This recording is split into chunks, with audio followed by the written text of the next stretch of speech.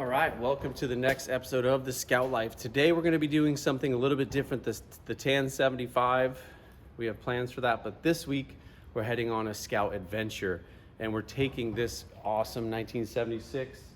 It's the Iron Resin New Legend collaboration truck. So we're heading up to an event called the Hooligan Hoedown, and it's up just south of Yosemite. So it's about a 5-hour drive. And anytime you take your Scout on a 5-hour drive, you're going to want to do some pre-trip prep. And that means we're going to check fluids, just kind of give everything a once over. We're going to pack up, and I'll show that all to you. And then in the next episode, we'll actually show the Scout on the adventure. Heather and I are going to be cruising in this truck, so I'll film that, and that'll be episode 6. This will be episode 5. So I'm excited to introduce you to this truck because I don't think you've seen all the cool little features, and I'll tell the story along the way because the story is a big part of what this truck is and why it exists. So anyway, thanks for joining me, and let's go. All right, so quick just story about how this truck came to be. So ever since probably like 2005, 2004, I've had this magazine ad of an SS2 in my office, and it kind of moved as my office moved, this picture moved. And I'd always dreamed about having an SS2, but through the business and the ups and downs and just having a family and all that kind of stuff, as you guys well understand, it just never was the right opportunity to own an SS2. And then I thought, so let me just start collecting the parts. And I wanted original stuff. I didn't want like the fiberglass inserts. I didn't want like the Bushwhacker fender flares. I wanted correct International Harvester SS2 parts. So I set out on this journey to start collecting those parts, and it's been about a 8 to 10 year journey. Because I'd go to a show, and I'd find like one fender flare, and then I'd find another one, and then I found some door inserts and they were broken, but I found some other ones, and I found the right door hinges. Anyway, so I had this crate full of SS2 parts, and then I was like, okay, maybe I'll find a clapped out Sun Beat SS2 and I'll restore it with these parts. But I kind of like patina trucks. So one day, Dan from Binder Boneyard, he hit me up. He's like, yo, you're interested in this truck? And it was a sweet Grenoble green. And I don't think SS2s ever came in Grenoble green. You guys could probably comment and let me know if that's true or not. I've just never seen one. But I love this color. It was the right truck. Dan graciously delivered it on one of his epic journeys. So made a deal, and I'm like, so now I got this cool truck that was kind of clapped out, and it needed a ton of, it was really broken because it had been, I think he extracted it from the woods. Front axle hubs were blown up, the transfer case was broken, the rear diff was blown up. It had just been really abused, but the body was pretty solid and it had a good patina. So I made a deal, scored the truck, said let's make this into the SS2 Clone. And I don't really care that it's not a real SS2. For me, it's just about having the right stuff and having the vibes. So anyway, that started the project. And then I was talking to Tom from Iron Resin, and he was like, yo, you want to do another collab? And I'm like, I would love to. What truck should we do? I'm like, wait a minute, I'm building this SS2. Kind of fits the Baja vibes and kind of the spirit of what Iron Resin is. So the truck was born. So what I'm going to do now is walk you through kind of some of the cool features, some of the things we did. It's a really special truck. I've drove it from Iowa to California. It drove amazing. I actually had 4 people in it, hauling a U-Haul trailer full of my dirt bikes and all kinds of stuff. And this truck is so dialed. I love it. And I'll walk you through some of that story as we're showing. So let's check it out. So let's start with some of the obvious stuff. These wheels, Scout original rally wheels. These are 15x8s. They're pretty identifiable. A lot of people, when I see, whoa, look at that, dude. Just noticed that. Shouldn't be a big problem, but I'll check that out. These rally wheels, a lot of people have just regular old wagon wheels, like US Mags or National Wheel or whoever, whatever brand, on their SS2, and it kind of drives me nuts because these are the correct wheels. They're a 15x8 rally, and they're real oval and kind of stamped. Now there is a Jeep version of this wheel, and you'll recognize that those have like a little threaded hole right here for a Jeep cap, and those are actually a 15x7, and the offset is different. So these IH wheels are pretty specific, and these, what's cool about these are original white paint. They're not powder coated. They've never been repainted. Next up, the SS2 flare. I looked long and hard for these. Correct SS2 flares face mount. They don't mount under the lip there. Notice like the fender's all exposed. They would have riveted on to the face of the fender. So if you take the flare off, there's a bunch of holes in the face side of the fender. But they're correct and right. This grill, not a repop. This is an original grill. This actually came off my white Traveler project. So, because I didn't really care if it had an original SS2 grill. I'll keep an SS2 grill on that, but this is an original one. Kind of cracked up. The screws aren't all original or correct, but it was kind of warped. These are aftermarket mirrors. Just got them from Super Scout Specialist. We actually, anything Scout carries them as well, but they're okay. They kind of stink, but they're the closest thing we can get, and I couldn't find original ones. These door inserts. Correct inserts are ABS plastic with a bit of texture. So these have actually been repainted a couple times. Sorry for making you sick with the angles. I didn't really care about the condition. I more cared that they were original. Riveted. You can see that they were like kind of re-drilled, and these have probably been on and off trucks multiple times. This aluminum windshield piece that holds the door is correct. Sorry about the lighting. This door is original. This latch is original. I did have to carefully, Tim, thank you, and Brett, my guys, we cut the old windows out and sewed in new windows because they were literally like brown. I'll get to the interior in a minute. What else? Inserts, grill, bumper. I did get a push bar, would be correct, but I kind of like the look. I made these little light mounts that just bolt off the factory bumper. These are killer, like they're like value lights. They're pretty nice. I wanted just some basic lights, so if I'm cruising down in Baja, I don't get wrecked. But that's the basic part. Let me go through a little bit of the interior real quick. This is gonna be a long clip. So with Iron Resin, we did a cool clothing collection, a New Legend clothing collection, a mechanic jacket, a tool roll, an apron, and the apron and tool roll are made out of buffalo, and that's what this is the same exact buffalo hide sourced from Iron Resin. It's kind of their proprietary wax canvas, which is pretty sweet. These are 76 to 77 mid backs, just so you can identify your Scout seats. Original back seat, sorry it's dusty. This thing's been sitting for about a month. But really sweet, just clean. I did go through the truck and I did replace the floor pans, the rockers, and the cab mounts and wedges, so all that stuff is new. The rear floor just got patched. I had this factory green mat. I'll show you in a minute.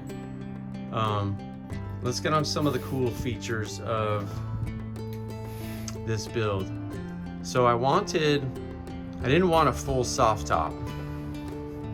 So we took a Scout 2 hard top and essentially cut it and mounted it to this really like kind of a 4.5 point roll bar. So this roll bar has this family style bar, and it connects to the windshield frame in between the hard top and the windshield frame. There's no legs, because I didn't really need that. There's not going to be like not going to be mobbing this thing super fast. So check this out. So this stuff's original correct SS2. These are brackets that we fabricated to work. And actually on this trip, I'm gonna take these side windows off because the weather's gonna be nice, and I kind of want to it's gonna be interesting going on Highway 5 along 5 hours with no side windows. I'll leave these doors on. But so this top floats, and then it gives us the ability to mount this tent, which goes through to these bungs. One of my guys, Ben, did all the work on this top, and it's pretty cool. Let me show you. So it's a pretty rad look. Factory, there would be this pillar that comes up. So Ben did a great job of shaping this, putting snaps in. And now we have this kind of like floating dome, which cuts down on wind noise. It's pretty rad.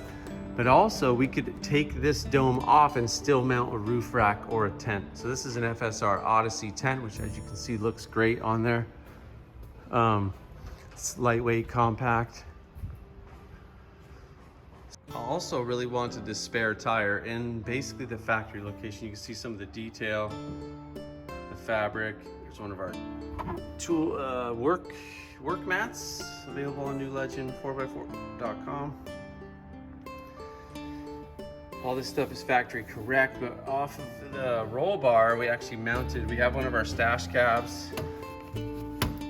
Because think about it, it's an SS2, there's really low security.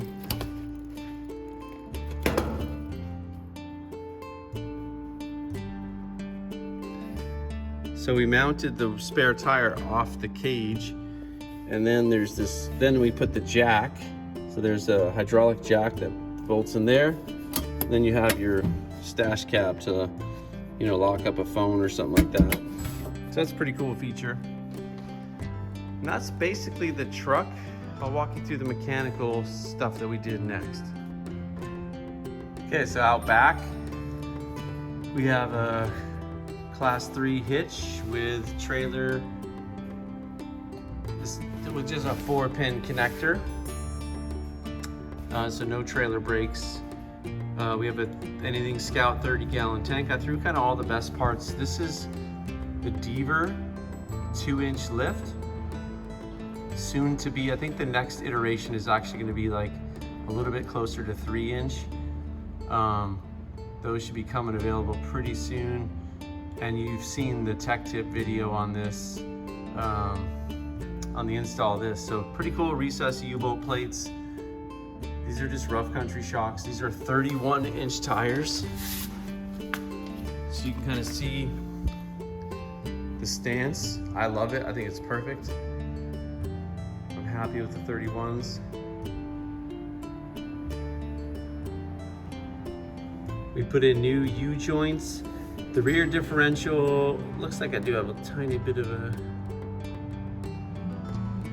pinion leak maybe. I don't know if it's old or, but anyway, we did put a True Track, so a Detroit True Track with 354 gears. This exhaust kit is actually, I pulled it off of a low mileage original 79. I love the sound of a Flowmaster with a catalytic converter. I know you guys maybe don't understand that or why I would do that, but this truck just has such a good tone. A nice, good, low mileage Dana 20. 4-speed manual transmission, close ratio. That's important because I like wide ratios for off-roading and four-wheeling. Love them for that. But for street driving, or desert driving, more high-speed stuff, there's no match. The T19 close ratio is really killer. See the kind of floor repair I did, and the new rocker.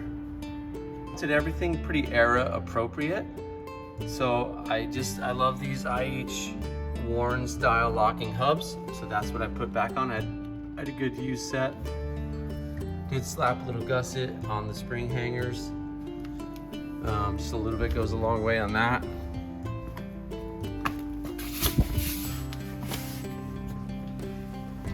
Up front, we have our 4-inch HD shackles with the Deaver kit. Again, HD U-bolt plates, which come standard.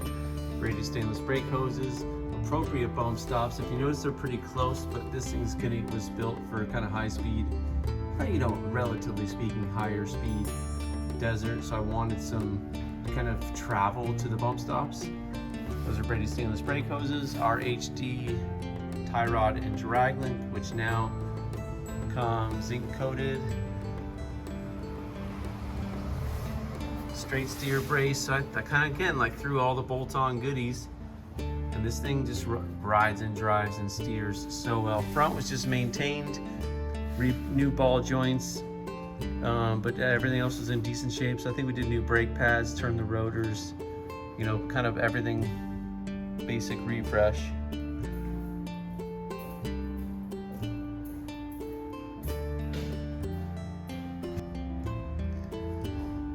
The heart of the beast. I love this motor. I'm pretty attached to it. Yeah, we do these drivability conversions, and sometimes for the customer's needs, they want a modern drivetrain, but what they have is not bad. They just want something with a little more range, a little more efficiency and serviceability, blah, blah, blah. Don't want to debate that right now. But this is a low, I think this truck had like 75,000 miles on it, 345, 79, which I like the 79, 345s for some reason. Yeah, I kept the air pump, I kept the cats, this exhaust is off this truck. I wanted to keep everything pretty factory. Started life with a Quadrajet that I just could never get the idle circuit right. And they're kind of a pain to tune. So what I would love to have a factory thermo quad, and I do have one to rebuild for it. But this is just an Edelbrock, which again, they run great. We'll see what kind of mileage I get. I'll document that in the trip video. But yeah, all the bracketry is pretty correct.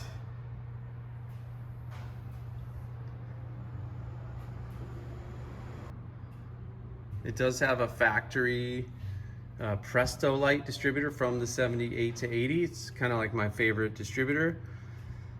So if you have like an early model Scout and you're looking for a factory, very reliable upgrade, the Pertronix is great, but I personally just like these original, the original Presto light units are, in my opinion, the best of the factory stuff, and there's a couple reasons why I like them better than the Pertronix replacement. Ask me why in the comments and I'll respond there. But anyway, shroud, everything's pretty correct, appropriate, new fan clutch, new belts, everything was serviced, new tune-up, blah, blah, blah. This thing is pretty dialed. So I've already, well, let's check the oil. The oil has about 1,500 miles on it, so it's not too bad. I'll probably change it after this trip. But let's go through. I just want to check the rear differential.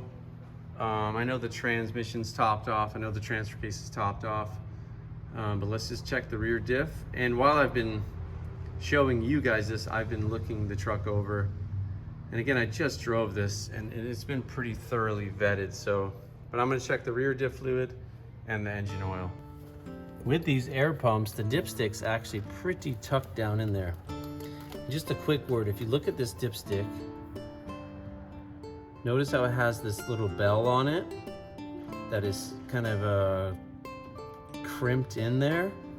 That's very important. Like sometimes you see like a repaired dipstick. Just get a new factory correct dipstick. It's not worth not having the oil correct.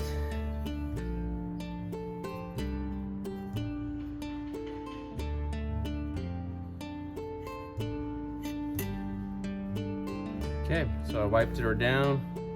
I know, please, like it seems obvious, but maybe some people don't want to check their oil. If you don't, welcome to the Scout life. Here's how you check your oil.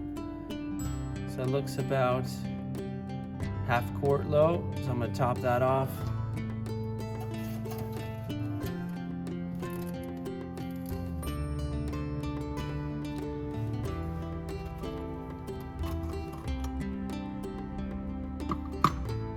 I always like when I'm adding oil just to wipe off the excess vapor. It's part of life of the motor, dude. Internal combustion engine always gets a little bit of oil around. This truck doesn't really leak oil, which is a miracle. Now for the big discussion on oil. I don't know if there's a correct answer. All I will tell you is one time there's a guy named Ernie Bizzio. kind of a legend in the Scout space and Scout world. He had the longest running light line dealership, I think, in the country, like 50 years. And you Scout experts that are watching this can correct me if I'm wrong, but he was always this legendary figure. And I remember back in 2000 and probably 2003 or 4, I had the opportunity to talk to him on the phone. And I said, Ernie, if you could tell me one thing about Scouts, what would it be? And he said, run straight weight oil, 30 weight maybe in the hotter months, 40 weight in the hotter months, 30 weight straight in the cooler months. He's like, most people put too thin oil. So anyway, and then the second question is, these are older motors. You should use an oil with higher zinc content. And I know, just to throw a little props out, IH Parts America carries a brand, I will post it, I can't remember it right now, that has a high zinc compound. Some of your break-in oils actually have higher zinc. You could probably safely run a break-in oil. I've had always good luck with just non-synthetic, just kind of generic, straight 30 weight or 40 weight oil. They run well. In my opinion, these engines don't like 1030, definitely not 520 or 530. A lot of you guys are running diesel like Rotella 1540, that's probably fine. This is just always what I have used, straight 40 weight in the summer, in the winter and fall, straight 30 weight, and the engines seem to love it. So let's have a discussion and a debate about oil. And I'm sure there's a lot of personal preference and brand and all that kind of stuff, but I just feel like if you change it often, I change my oil in my Scouts every 1,500 to 2,500 miles, just because, and I've had a good track record. So that's the engine, transmission, transfer. So I think what I'm gonna do is I'm gonna go check the rear differential fluid. So let's go do that. And then I think I'll film later in a couple hours, I'm gonna hook up the adventure trailer, load this thing up. We're heading out at 6 a.m. tomorrow morning. And then we'll conclude this episode and start our next episode. So let's go check the rear diff fluid, and then we'll wrap up this video. Okay, so checking your differentials and your manual transmission and transfer case are all pretty much the same. I know in this, they're either gonna have a square drive plug, which this transfer case has. So it would be a 5/8 open end wrench, or a 3/8 drive female plug, which this is not. This one actually has a 1/2 inch drive, square drive plug. So you're just gonna put it in there. I'll put this rag down here.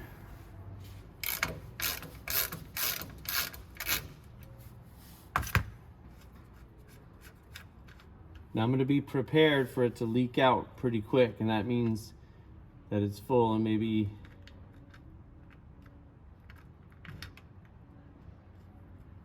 so that's full. We've done a tech tip video on this, and just a quick note, this series is not really a how-to, it's not really a tech tip video, because if you're in the garage and just want to learn how to do something, this is an annoying video to watch. This is more just about the Scout life vibes.